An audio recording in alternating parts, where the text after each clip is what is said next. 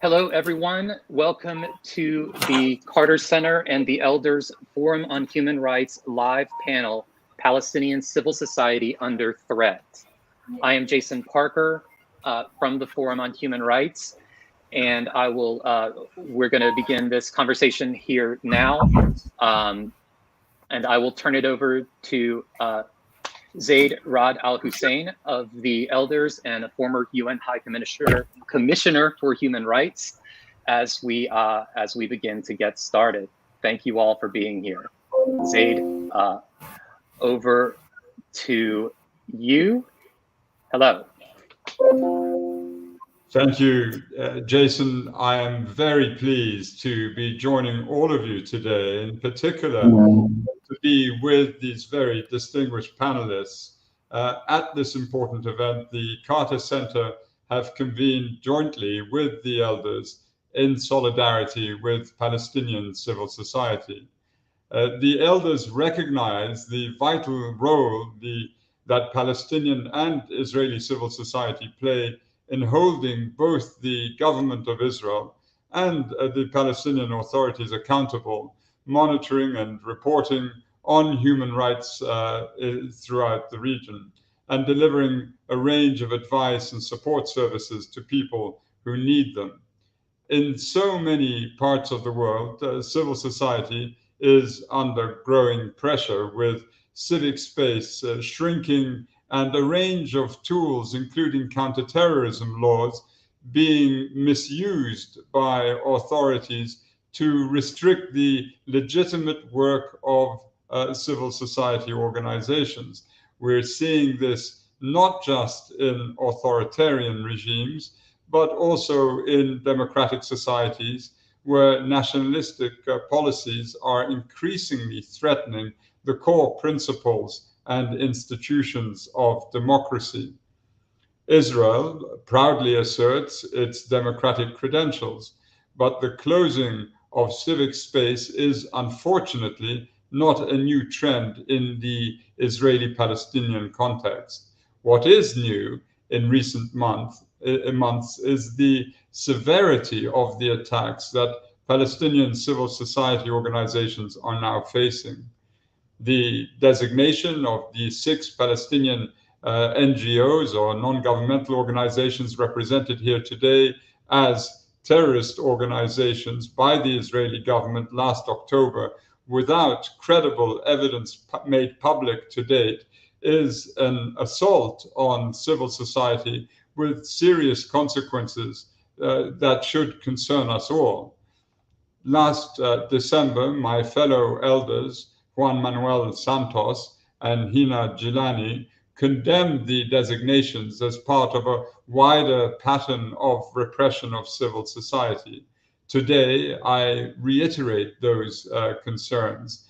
Any designation must be proportionate, evidence-based, and in line with due process. These designations are a particularly egregious example of measures taken by the Israeli government against Palestinian civil society, apparently aimed at closing down legitimate criticism of its policies towards the occupied Palestinian territories and preventing efforts to ensure accountability. The elders believe that the international community's approach to the Israeli-Palestinian conflict must address its root causes, tackle impunity, and be grounded in a genuine commitment to equal rights, accountability, and respect for international law. This means protecting the space for Israeli and Palestinian civil society alike, and respecting their role in scrutinizing and holding those in authority to account. As a former UN High Commissioner for Human Rights, I believe it's incumbent on all of us, international civil society, the UN system, and independent organizations like the Elders, donor governments, and parliaments in donor countries, to stand up to this type of assault on civil society. We have convened this roundtable in a spirit of solidarity with you as respected Palestinian civil society organizations. We hope it will provide a platform for discussion of the very real consequences of the designations for your work and what must be done to protect civic space in Israel and in Palestine and on a global level now and in the future. Thank you. Over to you, Jason. So, hello. We are working on bringing Stacia George of the Carter Center into the conversation. We're struggling a little with the technology on this end. But I'd like to begin by asking our participants to introduce themselves. And Khaled, can we start with you? Tell us about yourself and your organization. Thank you, Jason, and thanks for Carter Center for giving us this opportunity. And of course, we are so proud of having our partnership with the Carter Center and with having His Excellency Mr. Zeid bin Rad with us. My name is Khaled Quzmar. I'm the Director of Defense for Children International Palestine Section. We are a local independent organization, child rights organization, affiliated to the international movement in Defense for Children International Geneva. So we are working to enhance children's rights, child protection, and child empowerment and child participation in the occupied territory. We, since 30 years, we are investigated and documenting the grave violation against children to hold the Israeli authorities and the occupation authorities and the Palestinian Authority accountable for the principle of the human rights for children. So this is my introduction, yes. All right. Thank you, Khaled. And now let's go to Ubai. Can you tell us something about yourself and your organization?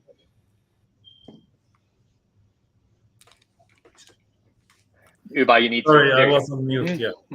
Hello, everyone. My name is Ubai al-Aboudi. I'm the Executive Director for Bisan Center for Research and Development. First, I would like to thank the elders and Carter Center for arranging this panel. I want to talk a little bit about my organization, Bisan Center for Research and Development. It was established back in 1989 by a group of academics and professionals in order to research development in the Palestinian context, especially in how development can help people of the most marginalized and the poor in the Palestinian community, what development initiatives can help them. And we pride ourselves with a long history of rigorous academic research. Bisan Center has been at the forefront of Palestinian civil society. We, among, of course, others, are founding members of Palestinian Non-Governmental Organizations Network, PINGO. We are also Bisan founding members of the Palestinian Non-Governmental Organizations Network for Combating Violence Against Women. We pride ourselves of having strong, rigorous research that holds all duty bearers accountable to their violations to basic rights, especially socioeconomic rights. We are currently also working to connect Palestinian students in Palestinian universities to global academics through the Bisan Lecture Series, a joint initiative with Scientists for Palestine. Okay. Thank you, Ubai. And now let's go to Shawan. If you don't mind, please tell us who you are and a little about your organization. Thank you, Jason, and I would like to thank elders and the Carter Center for this organizing this event. I would like also to thank Prince Zeid for his introduction and for his joining us in this event. I'm Shawan, Jabarin, the director of Al-Haq. Al-Haq means the truth and also means the right. It's the first human rights organization in Middle East. It was founded in 1979. Since that time, we founded to protect the rule of law and also maintain human rights in the Palestinian occupied territory. Since that time, since the early time, we established a first database, and also we established the units to gather and document the first-hand data from the victims and the eyewitnesses about human rights violations in the occupied Palestinian territory. Also, we have a big a program at Al-Haq, is the accountability program, to go after those they commit the serious crimes and the international crimes, like crimes against humanity and also war crimes. We also have like an education program to educate, and now we are joining with the Al-Najah University and a master program on the international human rights law. This is the first one, just filling the gap between the theory and the practice. And this is a joint program between Al-Haq and Al-Najah University. And we have a list of programs and activities that we do. We are not selective in our work. We cover, the Palestinian side, also the internal situation here in occupied territory, and also the occupying power, the Israeli occupation, in our activity, in our advocacy, and also in our documentation. We have connections with all the networks, the human rights umbrellas everywhere over the world, and focusing mainly on the United Nations and also EU and the third state parties in general. Thank you. All right. Thank you. And now I will bring up Wessam Ahmad, also of Al-Haq. And Wessam, if you would tell us something more. Thank you very much, Jason. And I don't want to take too much since I'm also from Al-Haq. I just want to elaborate that being the head of the Center for Applied International Law here at Al-Haq, the key challenge for us is to take the law in theory and put it into practice. And I think being a part of the Forum on Human Rights and the Carter Center and elders presenting us in this platform provides us an opportunity to highlight how even through the work of international law and our refining our abilities to be able to use international law and challenge those that violate it also leads to a backlash, and these designations are very much a part of that reaction to our development and use of international law and putting it into practice. Thank you very much. Thank you, Wessam Ahmad. And now we'll go to Tahrir Jabarin to talk about her organization. Hello, my name is Tahrir Jabarin. I'm the Executive Director of the Union of Palestinian Women Committees. The Union of Palestinian Women Committees is a grassroots progressive women organization established in 1980 for the goal of empowering and mobilizing Palestinian women to defend their socio and political rights.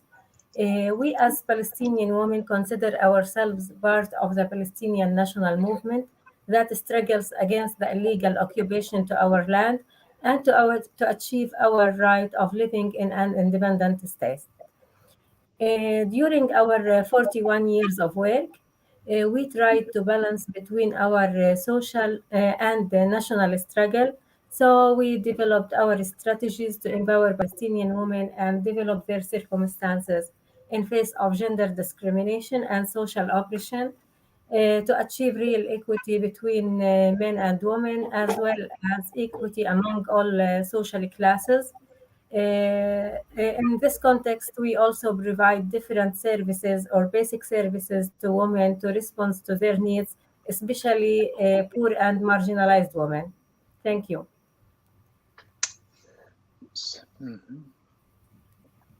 Thank you. And now I'll ask Fouad Abu Saif to introduce himself. Thank you, Jason. Thanks for Carter Center and elders and Mr. Zeid.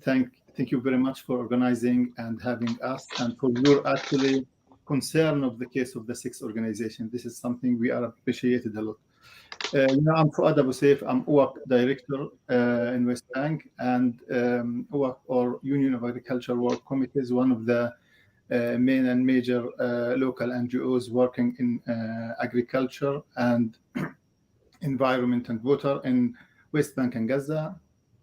Established in 1986, and the main objective is to supporting the steadfastness of the Palestinian farmers in everywhere. And after Oslo Agreement, we start focused on Area C, where the bulk and the majority, more than 95% of the Palestinian agricultural land located in Area C. Through different ways, we are defending farmer rights. We are, as a grassroots organization, close to farmers. We believe in collective approach by organizing farmers in all areas, connect them with each other, and try to build their capacities in order to be sure that they are facing in very well shape the very difficult circumstances they're facing because of the occupation, in particular the settlers' violence in Area C, where they, of course, on daily basis, they losing their land. And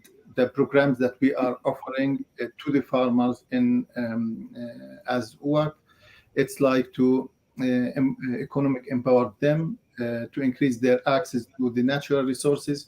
We also know that the majority of the natural resources for the Palestinians is remaining in Area C.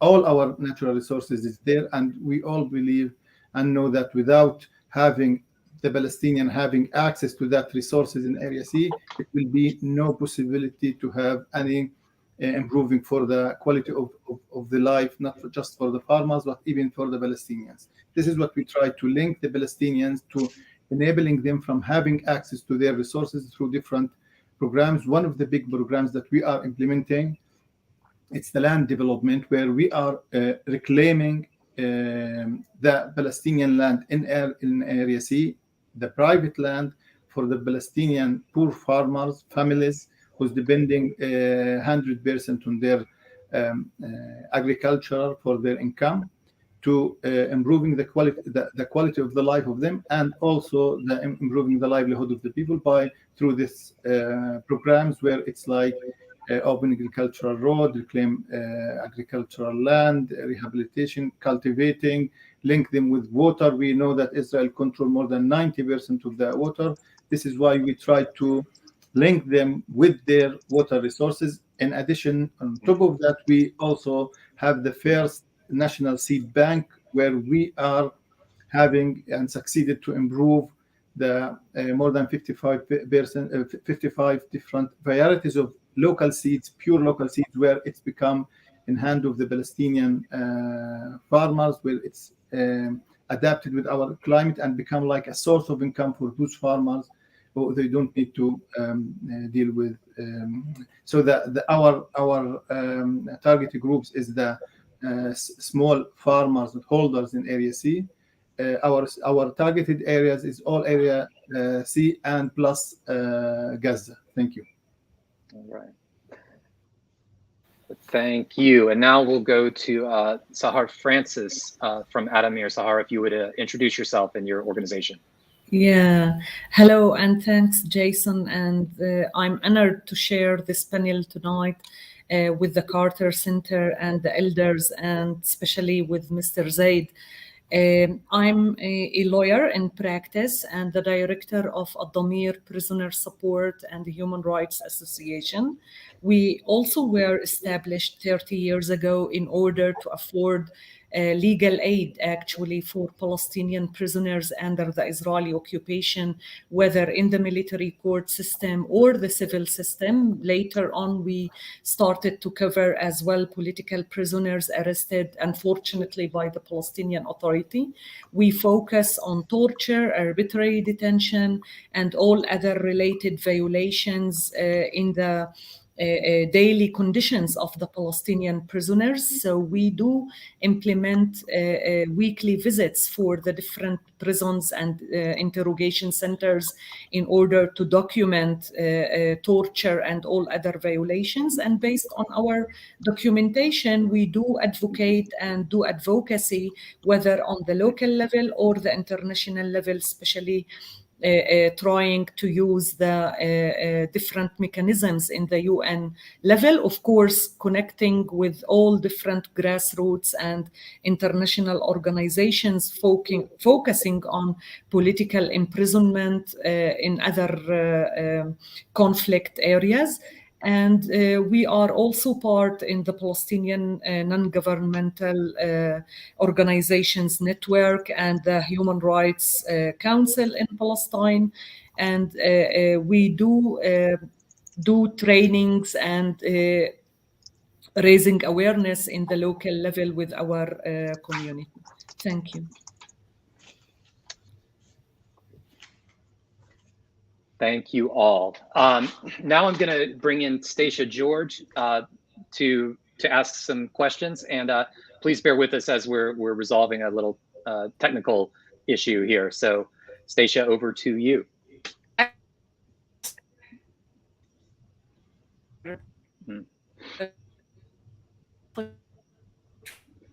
I'm sorry, Stacia's audio is cutting out. So. I am going to go ahead and ask the first question of our panel. How has the terrorist designation impacted your work? Shawan, can we start with you? How has that terrorist designation impacted your work?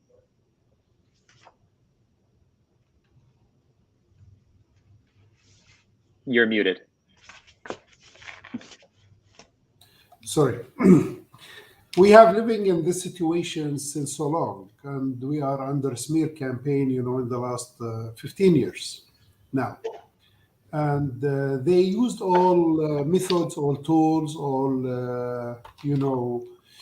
actions against us to dry our resources and to silence us and to even to push us down.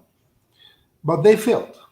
And I think I wasn't surprised when they designated Al-Haq and also other organizations, because when they failed in all of their mafia methods and techniques and tactics, I think they reached the conclusion to have this political and to use the state political heavy hands against us.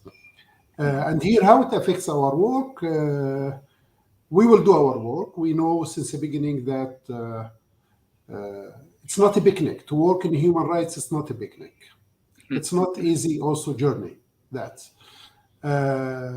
we have facing these problems since so long. Our colleagues, they couldn't even reach behind the wall, for instance, to document the situation behind the walls, even with the people or the lands, and any violations happen behind the walls, they couldn't go in. Beside other things, but after the designation, there are some problems, to be honest with you.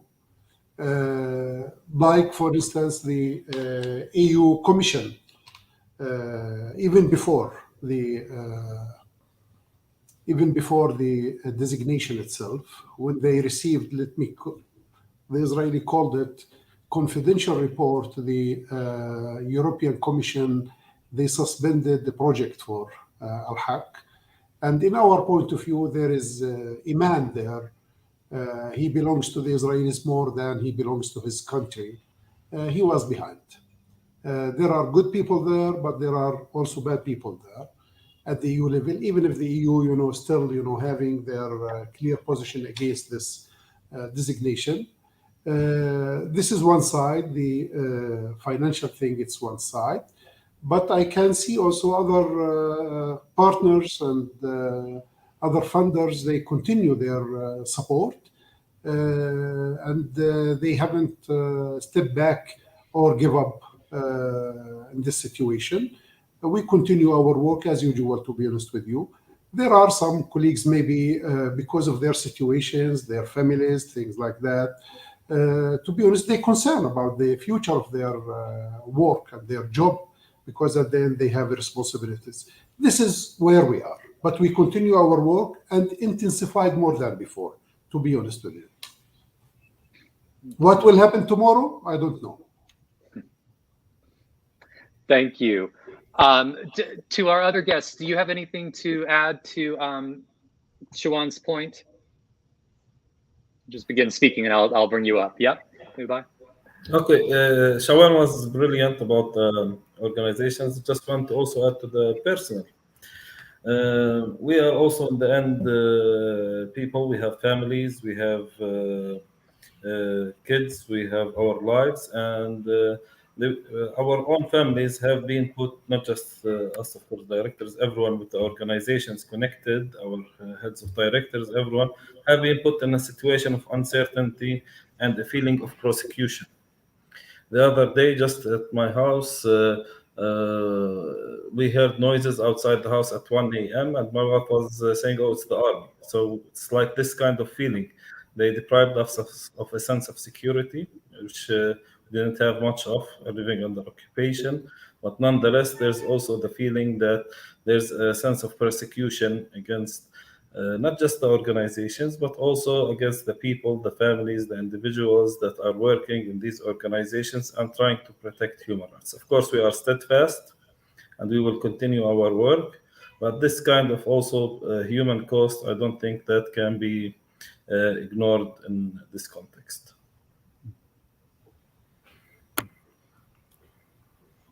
Thank you. Oh, and Khaled, I'll bring you up now. Thank you very much. I don't want to repeat what my colleagues said, but I would like to add that our work is, through our work, we usually, our reference is the international human rights law and the humanitarian law. So this action was, designation is received as a very bad message to our communities, in particular to our children, because when we educate our children about their rights according to the international law, Child Rights Convention, that offer full protection to the civilians under the occupation, in particular children, now it become clear for them that this is just in theory, while those who are human rights defenders try to work now criticize. Now they are accused in terrorist actions and or criminalizing them. So it's a very bad message to our community, to our children, and of course to the human rights sector in Palestine, because this is the purpose of the Israeli designation, in order to silence all those who are trying to expose the Israeli policy or talking about the grave violation against the Palestinians. Thank you. Thank you. And Stacia, welcome. Can you say something for us now? Yes, hopefully. There you go. All right, I'll bring you up. Welcome. Excellent. It's great to be here and to be a part of this. I'm the director of the Conflict Resolution Program, and appreciate all who are participating on this panel to address this really important issue. We wanted to highlight it in the circumstance of Israel-Palestine, but also the fact that human rights groups are under threat around the world of using these terrorist laws to designate human rights groups as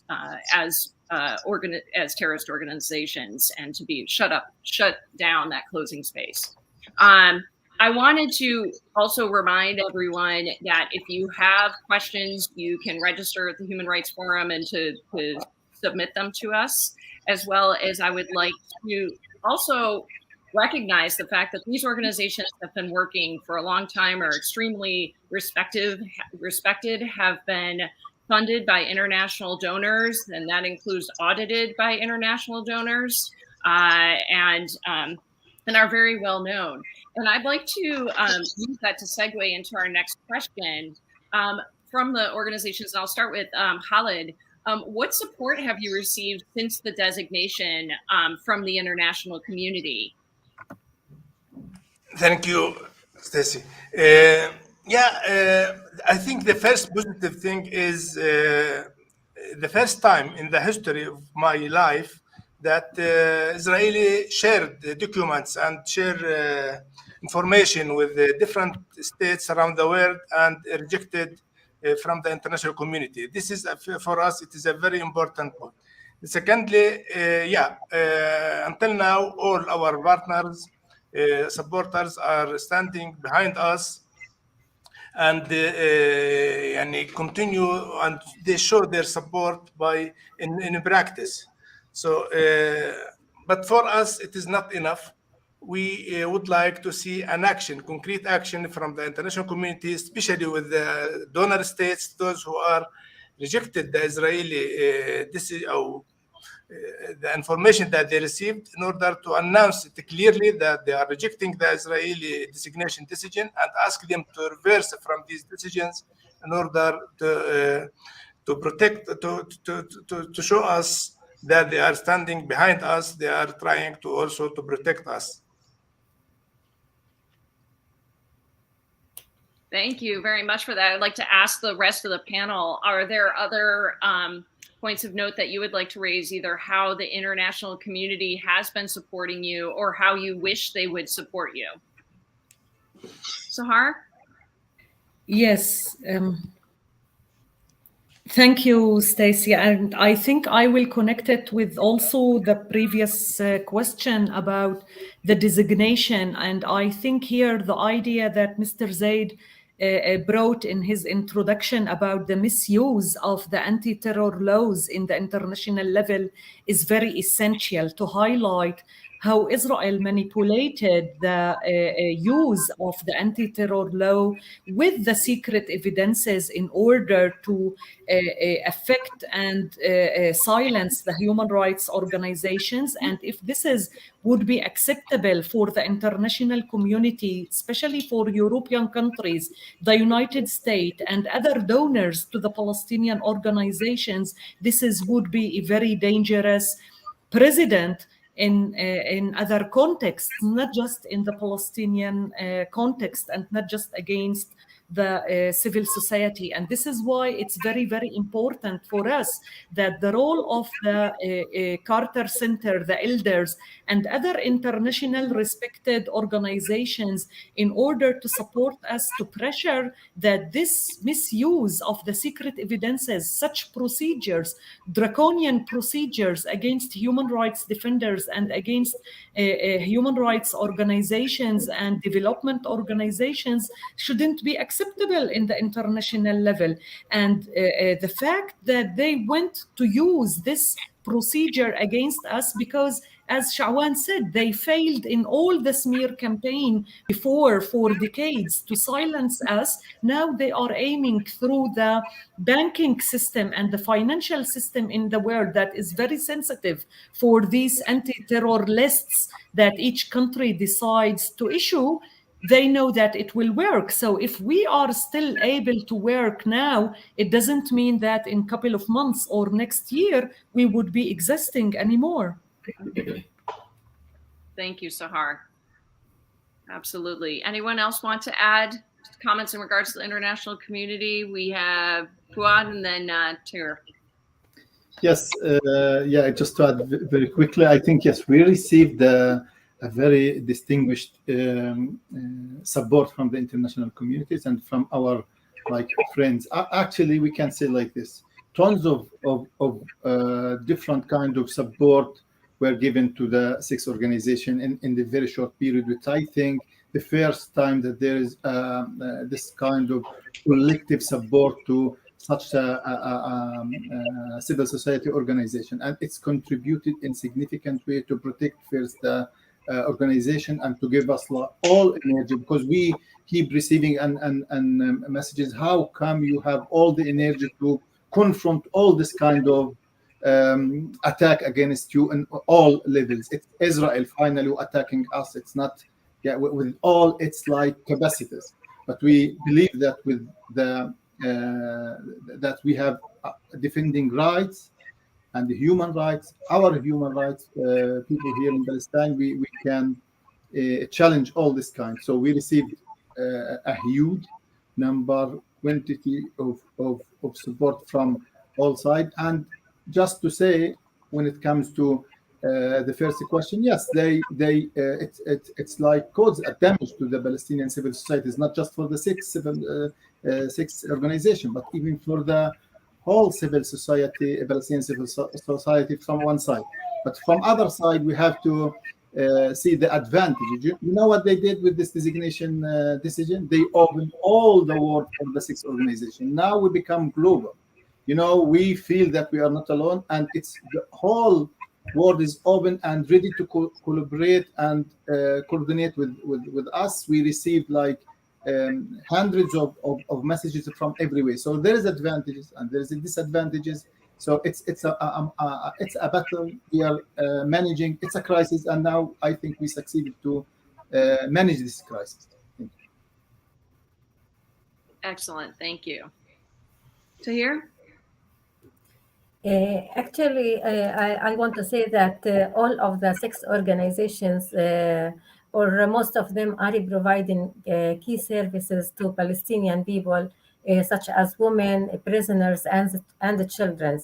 Hundreds of families are benefiting from the services provided by the organizations.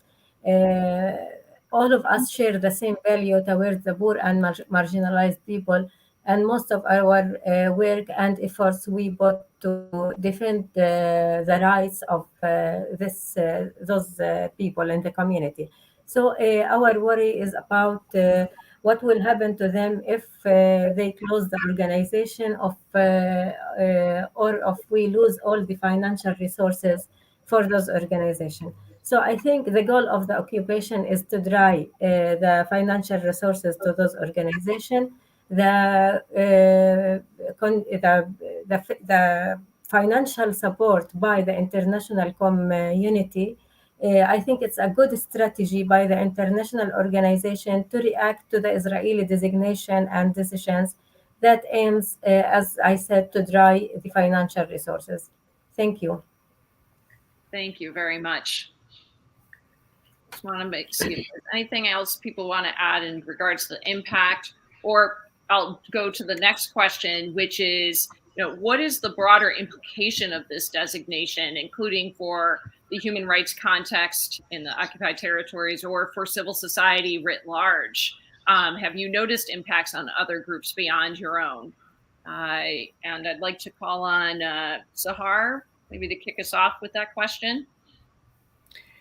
Yes, maybe it's very important to highlight that maybe now the seriousness that they designated 6 organizations together, but we should remind ourselves and all the supporters all over the world that this is not the first time that Israel actually illegalize and designate Palestinian civil society organizations as illegal entities. This is a policy that were used as old as the occupation itself. We can remind the cases of the NGOs in East Jerusalem after the Oslo agreement was signed. Israel illegalized tens of Palestinian NGOs in order to set a political saying that the Palestinian Authority or any other Palestinian entity cannot act in East Jerusalem because it is the capital of the state of Israel.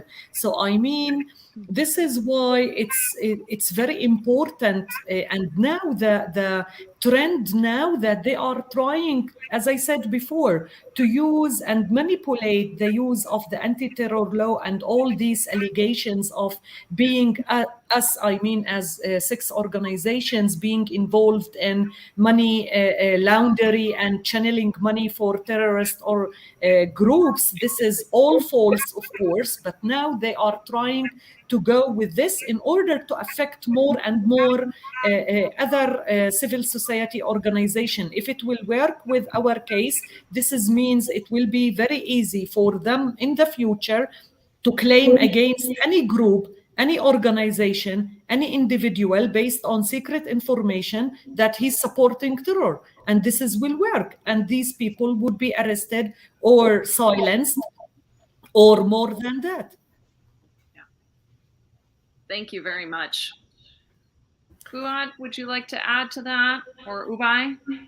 Yeah, just something quickly. Yeah, the climate they create around the six organization, and the decision is especially the because there is two decisions: the unauthorized organization order, and which is the military order, and the designation. The climate they create around the civil society work in Palestine is something too horrible. They scared, which is like violating the human rights in very critical way. They create this kind of threaten to weaken the Palestinian civil society, and now it's not just limited to the six organizations. Or I can say the majority of the Palestinian civil society is under attack in a way or another, and they become like scared. Some of them, even in personal, when it comes to the employee and individual, or even the whole organization. They don't know what will happen tomorrow, and they don't. It's civil society built on the principles. One of that is democracy. One of that, even the freedom of movement. We don't have these here.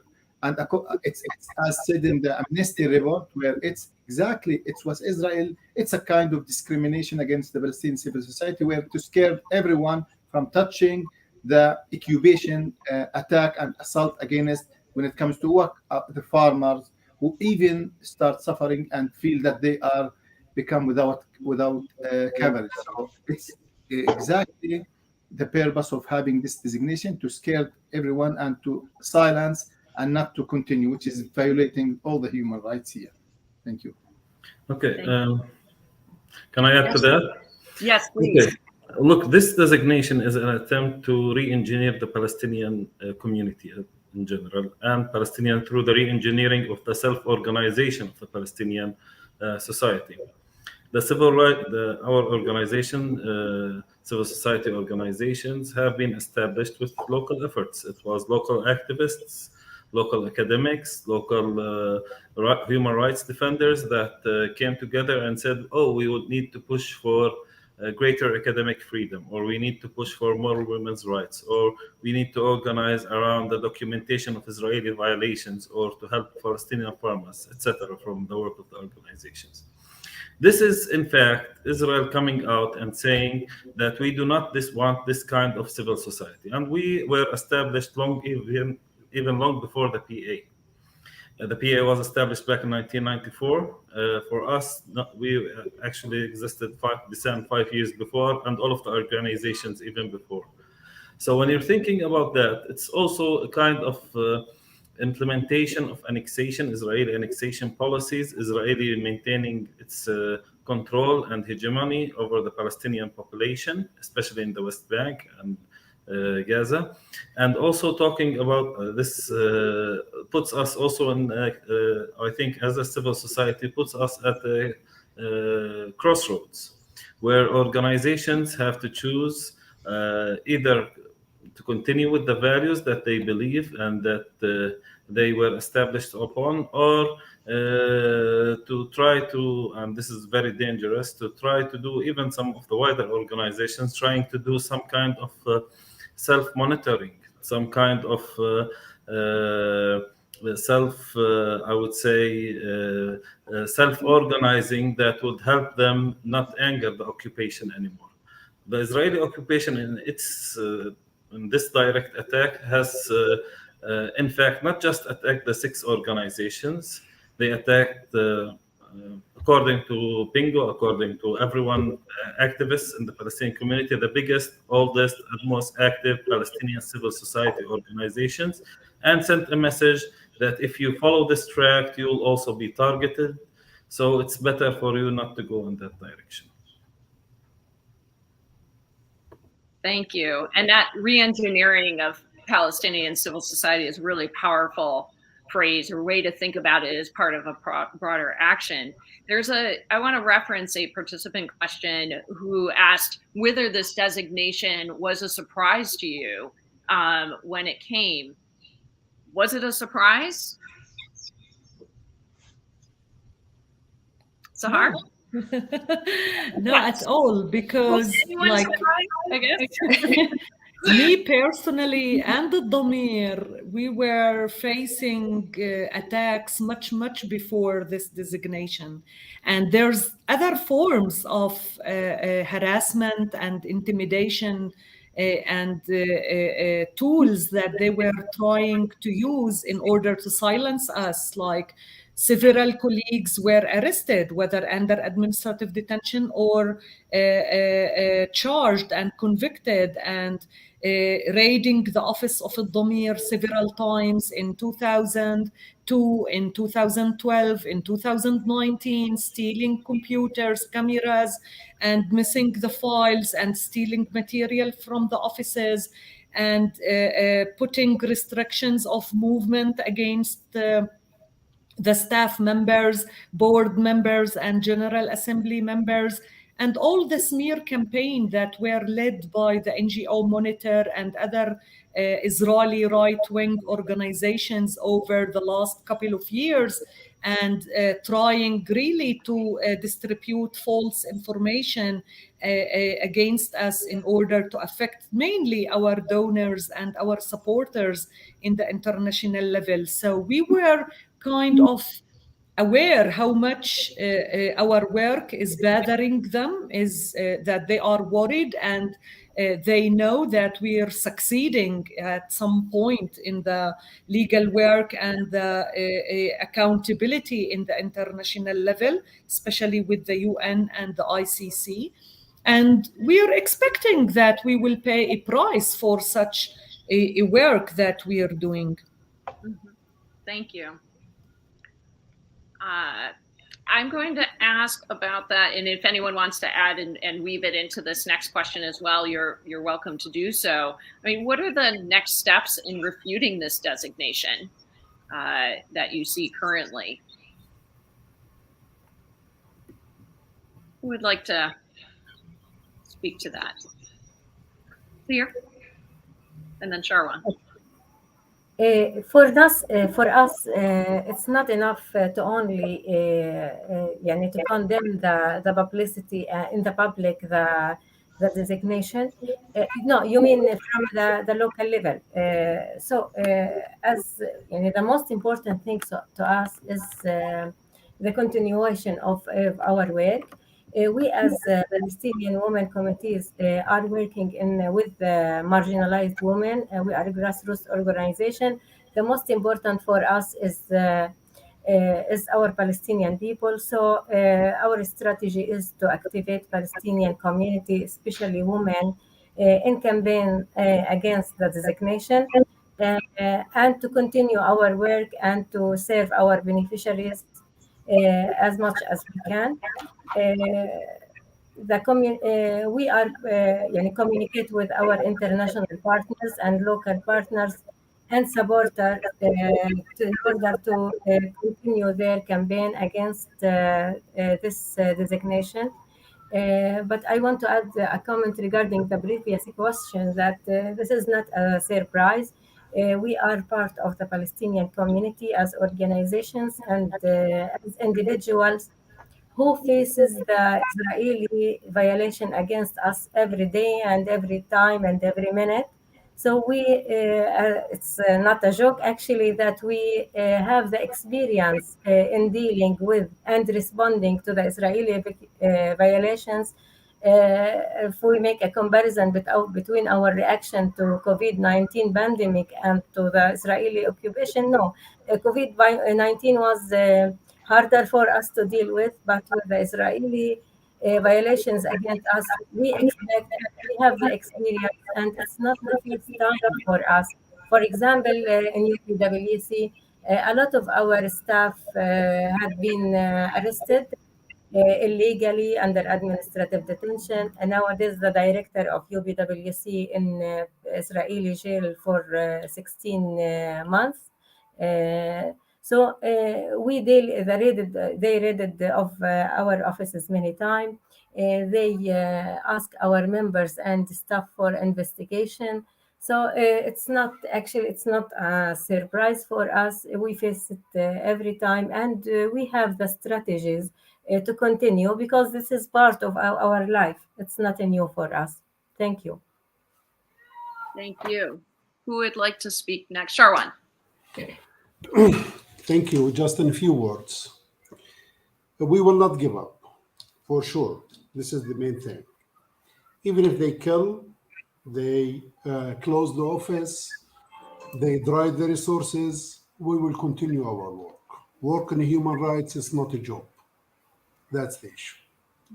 Second, we don't trust their legal system and their judiciary system because there is no due process and it's not fair when it comes to Palestinians.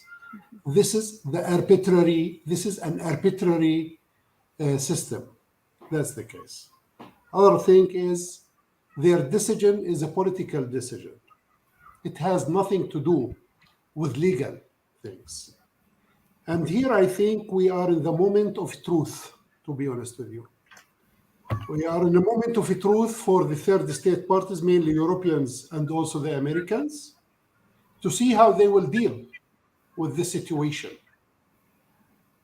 Do they want to implement double standards? For instance, when it comes to Egypt, for instance, they come directly and some of them. But when it comes to Israel, why they delay not giving, just a deadline for the Israelis, even if they say that we don't trust, we have nothing in hands, the Israelis, they didn't provide us anything. Why they delay not to take actions, for instance, not to push Israel back, to stop? Another thing is Biden's campaign, it was, the main title, the main banner of that is respecting human rights and civil society and all of these things. This is also a test for the Americans, to give a meaning to that slogans and to that banners. I think that's where we are. But we will not step back.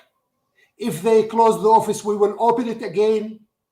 They can do everything. We expect from the Israelis to do everything as a colonial and apartheid regime. That's the case. And they are nervous because our narrative, we have been saying this is apartheid and colonial regime, and now this is a common conclusion and common narrative between all of the human rights community over the world. That's the case. This is what makes them nervous. We removed the mask from their faces. That this is a colonial regime. This is oppressive regime. The Palestinians, they are living in this oppressive regime. We can't, saying something opposite. That's the case. And if the Israelis, they think that we will become as Zionists and they defend their narrative and defend their oppression, they have a false conscience in this. We're human rights defenders. We do believe about equality. We do believe about justice. We do believe about independence. We do believe about dignity for our people and also their fundamental rights to enjoy and to exercise self-determination. This is where we are, to be honest. Another thing is we crossed the red lines when we came, to the issue of accountability and going after the Israeli, to go after the Israeli criminals. That's the case. This is the reason why they designate us. That's the reason. We know that well, and they know that well. When they go, for instance, after our colleagues, a mom with 2 children in The Hague, for instance, to put funeral roses behind her door there, when they disseminate around 40,000 leaflets under the name and the logo of Al-Haq, for instance, that Al-Haq is doing this and all of these things, when they hacked our computers, when they used to send to our banks, fake messages, that's the case. They have been doing all of these things since so long to silence us. They failed. They failed, and they will fail, and we will continue our work, and we will not give up. This is not words. It's not words. When I'm saying, it's not words. And this is also the faith and beliefs of our colleagues in the field of human rights. Thank you. Thank you, Shawan. I really appreciate that. And if you don't mind, to help our audience understand a bit better, as you were noting how the judicial system is not fair, that even if one was to go and try to argue this case in the judicial system, it wouldn't necessarily be a fair case. Please correct me if I'm wrong, if my understanding is that Palestinians do not have access to civil courts in the same way that others do, that this would be military courts that you would be tried in military courts that are governed by security legislation that is different from traditional courts. Is that correct? A correct description? I will leave it to my colleague Sahar. She is a lawyer and she's practicing law, before the Israeli system. But just you can imagine when they ask us, for instance, to go to defend ourselves with a secret file. What secret file? What's Exactly. this? How to defend yourself? Right. Just you accuse me something. Right. They won't give you some of that papers to defend yourself in the case you can't even see what is being put forward. So, This is ridiculous. How would you explain this to people who are newer to this context? So even, and we should be clear, this is why they used both systems against us. First, the minister designated us according to the anti-terror law, the Israeli law actually, and this is procedures according to the Israeli law. And later we were illegalized by a military order or a military decision by the military governor. So now we are facing both procedures, but mainly, as you said, the Palestinians in the occupied territories are subjected to the military system, which is, of course, very far from being a just system and offering a due process for the Palestinians. And even if you're sentenced before a civil system, like the case of Mohammed al-Halabi here, I would highlight this case as a very similar case. Mohammed al-Halabi from World Vision that is facing a trial in the civil court inside Israel, but also they're based on secret information in the same allegation that he was channeling money to the Hamas group as a terrorist group. And for 5 years, this case is not ending and he's not convicted yet. Whether they were trying to push him to accept a plea bargain and to be sentenced, and if he was accepting the plea bargain to admit that he was channeling money to Hamas, he would be released 2 years ago. This explains a lot about how the coercive atmosphere in both systems, when it comes for Palestinian cases, whether it's a civil court or the military court, the system is designed to oppress more, to control more, to push you to take a plea bargain in order to prove something else later. And in our case, this is why our colleagues like Khitam, Shadha, the director of the health work committees, and other detainees were arrested, and now they're facing trial in the military court. Like in the case of Khitam, last week, they dropped all the charges related for the organizations and managing the organizations under the umbrella of the Popular Front or channeling money to the organization. And they were accepting the deal of just admitting that she's a PFLP member. This explains a lot about the level of evidences, about the procedures, about the whole unfair procedures that we're trying to face. And I'm sure that we cannot say that even though we appealed, that it will lead for a success, that they can cancel their decision. And this is why it's very important, the international support and the positions taken by the states, especially in order to push Israel to cancel and revoke the designation and the military orders against us. There's no other way. Thank you for that explanation. I think it's really maybe important. To add just please. One point. Yes.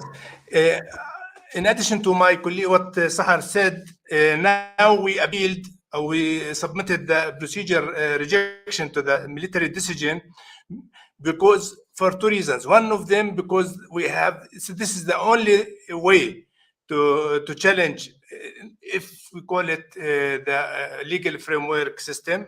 And secondly, we are sure that in justice system, we are appealing to someone who himself issued the order against us, and we are appealing to him.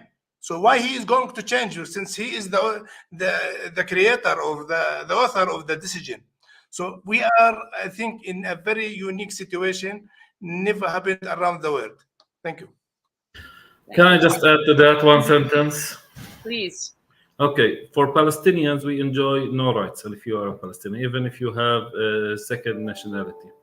I myself was targeted with the Pegasus software and was targeted by Israeli prosecution and incarceration.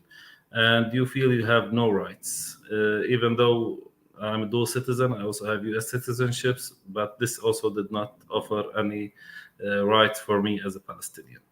The second level is that the military court system and the military occupation is a systematic system of control and repression against the Palestinians. If you go just to the Red Cross numbers, that there are over 1.2 million cases of arrests in the West Bank and Gaza since 1967. And if you take that ratio of 5 million population, the West Bank and Gaza, and you take the males over 20, because most of the arrests are among males, over 99%, you would see that almost 1 in every 2 males, Palestinian males over 20, have been arrested by the Israeli and criminalized, processed by the Israeli military occupation. So this kind of statistic, I only read about it in the Deep South in the United States back in the 40s, 50s, and 60s, where Black people were systematically repressed, criminalized by the system just for their skin color. And our situation, it's just for being a Palestinian. You lose all rights. You don't have any process to resist the Israeli dehumanization process. And unfortunately, the international community is mostly silent when it comes to Palestine. Thank you. That is, I would like to say, surprising. It's surprising and also not surprising at the same time. Even the fact that you have American citizenship, for example, not being able to exercise those rights within that system. And thank you for articulating the information as relates as well to the experience within the U.S. In the early 1900s. I personally can't imagine going to court and not being able to see the evidence against me and to be able to defend myself against that. How one defends themselves against evidence they can't see is beyond me. And I think it's really important for our audience to be keeping in mind of the type of situation that our panel members are dealing with on a daily basis. I just want to close for a quick moment with one of the online questions for Wissam to answer. It came in asking basically along the lines of, is the ICC doing anything to prepare for potential prosecution of Israeli officials in general for possible war crimes, etc.?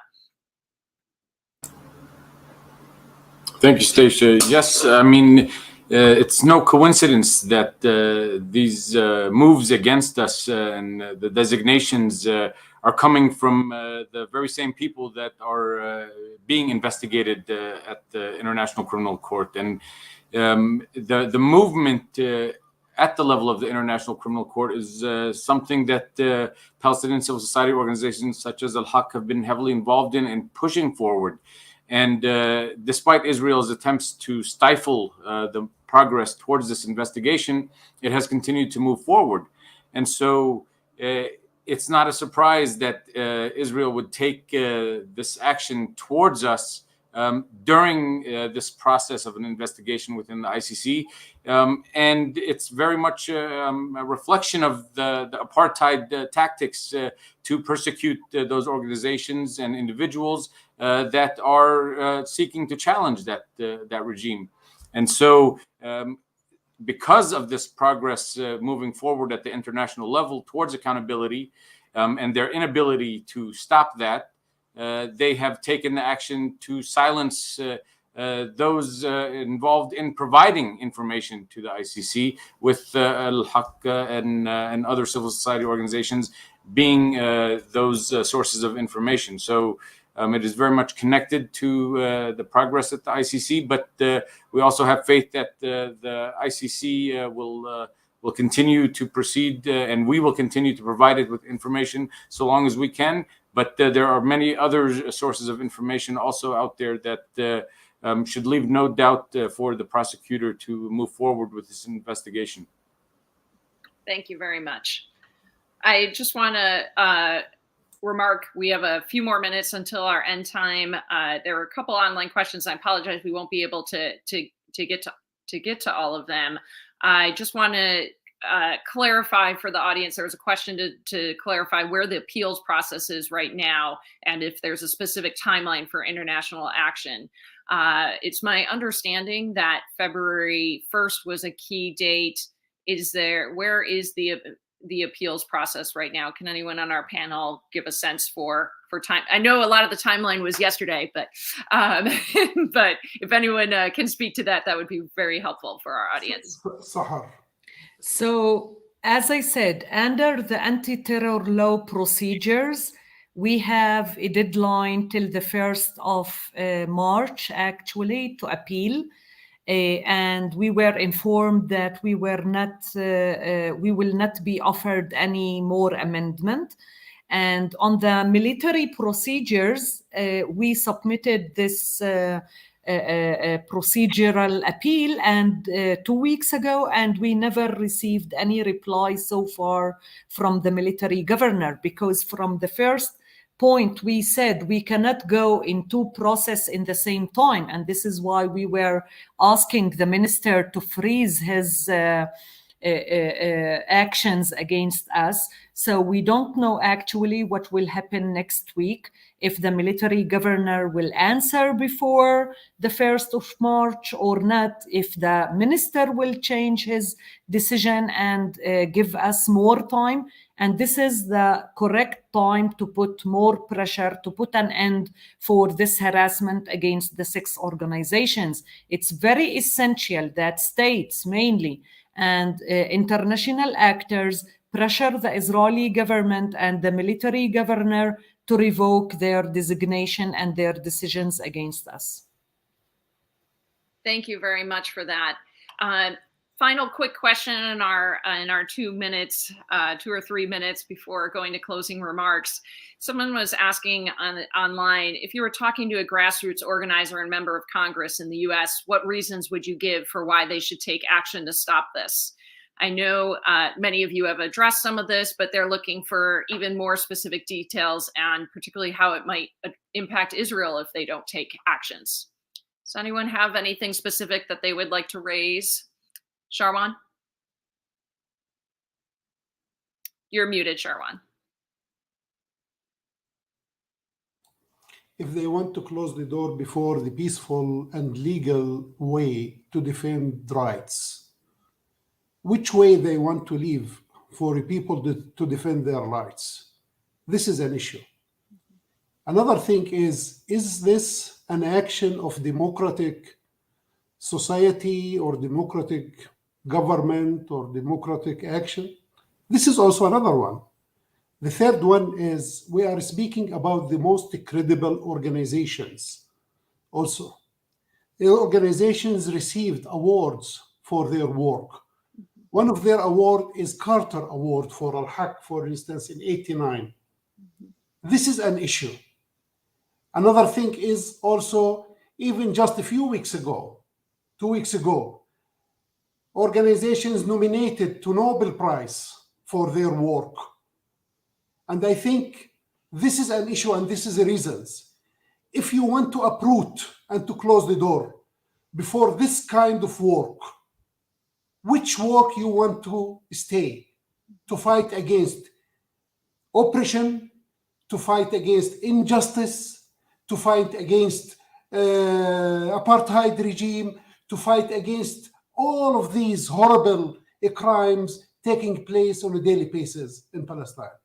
That's the main thing. Another thing is also what's about, just secret file and there is no evidence. And you can ask the American officials, do they have evidence? Did they receive really a credible evidence from the Israeli side? This is the case. If they want something, they can send also a mission from a Congress, for instance, to Palestine to investigate the situation here. And we accept that. Please do. Thank you. Thank you, Shawan. Yes, and in addition to those points, just raising, as you said, what do you want to be known for? What does Israel want to be known for? I know they've worked hard wanting to be known for democracy. They also want peace. And one of the reasons why the Carter Center is, besides the fact we're a huge advocate on human rights around the world, it's also recognition if one wants peace, one must also support equal rights for all in order to lay the foundation for that. And peace is in the interest of all of us, including Israel in the long run. I would like to turn it over to my co-host, Zeid, for some closing remarks. Well, thank you, Stacia. There were times when I felt I wanted to say something, but so formidable were the colleagues on this panel that I just, listening to them, one can understand why the forces of occupation are so nervous. The rationale for their resistance is well justified. The argumentation in defense of their activities is well justified. And the point made by Sahar is well upheld by international human rights law. Article 14 of the International Covenant on Civil and Political Rights on fair trial standards lays it all out. The International Fair Trial Standard requires that any accused, and we're not talking about a criminal trial here, but the equivalent of that any accused has a right to be informed promptly and in detail of the causes and the nature of the charges. The proof of evidence, or the standard of proof, has to be very high, beyond a reasonable doubt or any comparable standard. And so how on earth does this designation even come close to that? And I think unless the international community writ large, and the human rights community more especially, is convinced that there's some merit to these designations, it is just a very shabby attempt, as Shawan has explained, I think, eloquently, as has everyone else on this panel, an attempt to sully the reputations and to remove dissent and criticism from the experience and suffering that the Palestinian people have endured for so long. And as he rightly said, if you remove our voice to dissent, what are you leaving us with? And it's a behavior, unfortunately, we see in too many parts of the world where human rights defenders act courageously in a way that always invites threats, as Wissam pointed out. And the Palestinian organizations here represented have the support and solidarity of so many other organizations in the world who go through the same thing. And they certainly have the support of the Elders organization and many others. If the Israeli authorities thought by going to the court of public opinion they would succeed, I think, as Sahar said, the danger is with the banking industry. But in the court of public opinion, the opprobrium and the condemnation of this action, designating these 6 non-governmental organizations as being terrorists, has backfired dramatically. And I don't think it's sustainable in the long run to maintain it. I'm delighted that the Elders has joined, and we have joined the Carter Center in co-hosting this important roundtable. I was extremely impressed by the quality, the reasoning of these outstanding human rights defenders who I've had the privilege of knowing before when I was High Commissioner. And so I thank all our audience members for participating, and thank you, Stacia, for doing an outstanding job also in coordinating once you got on. And thank you, Jason, for producing this event. Wonderful. Thank you so much for your remarks. And, with the international community, all of us must work together and act in solidarity to protect against attacks such as these. And the continued lack of conclusive proof that these organizations have engaged in behavior warranting their classification as terrorists is is astounding that we're still in this position months later. You know, as the Carter Center, we've applauded the statements made by President Biden and his administration about the need for Palestinians to have an equal measure of freedom, prosperity, and dignity. And the unsubstantiated designation of these organizations is a prime example of Palestinians' inability to enjoy equal rights. And we call on the US government and the international community writ large to call and demand for these designations to be reversed. Unsubstantiated designations of human rights groups as terrorists is not just a threat to Israel and Palestine, but for all human rights groups around the world. And I would just like to thank the elders for your partnership on these issues, representatives of these groups for coming to speak today so eloquently, for your diligent and respected work in advocating for human rights. And we encourage all of you participating in this event today to help advocate for their cause as well. Thank you. Thank you. Thank you. Thank you. Thank you. Thank you very much.